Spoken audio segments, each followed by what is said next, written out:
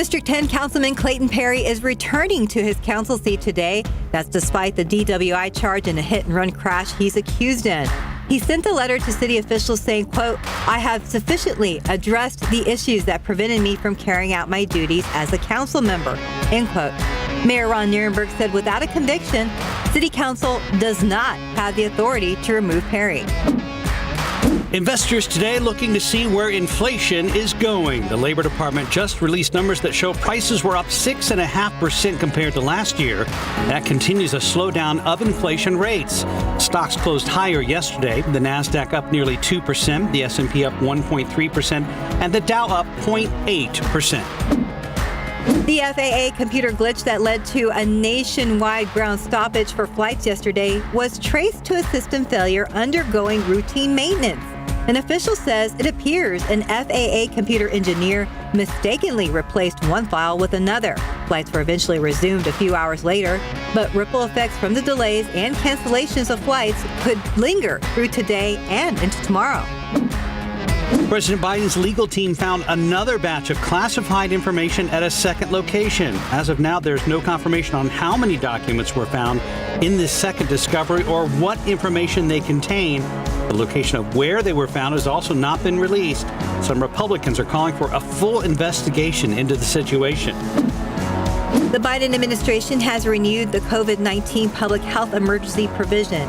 It provides authority for data tracking, vaccinations by pharmacists, and other pandemic responses.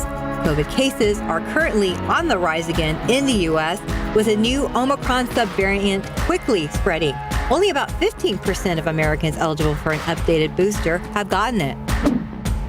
A recent study found most people who contracted a mild case of COVID saw their long-term symptoms resolve within the first year.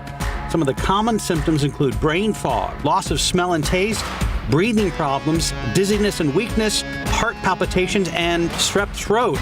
But doctors say some are still seeing long-term COVID symptoms in their patients. Drug overdose deaths continue to drop slightly for the fifth straight month, but the numbers are still more than 50% higher than they were 3 years ago. Synthetic opioids such as fentanyl continue to be involved in more than 2/3 of overdose deaths, which may involve multiple drugs at the same time. The White House confirms President Biden does not support a ban on gas stoves. That comes after the Consumer Product Safety Commissioner suggested to Bloomberg that he may pursue such action. He said gas stoves are a quote-unquote hidden hazard and that, quote, products that can't be made safe can be banned, end quote.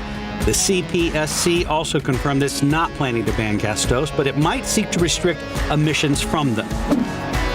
As we get ready for a new tax season, the IRS now says that it's taken a huge bite out of the 2022 tax return backlog. But as of early December, there were still over 2 million that hadn't been processed yet. And that's today's 9 at 9. Keep up to date with all of San Antonio's top news, weather, and so much more by clicking the like and subscribe buttons below. And once again, thanks for watching KSAT.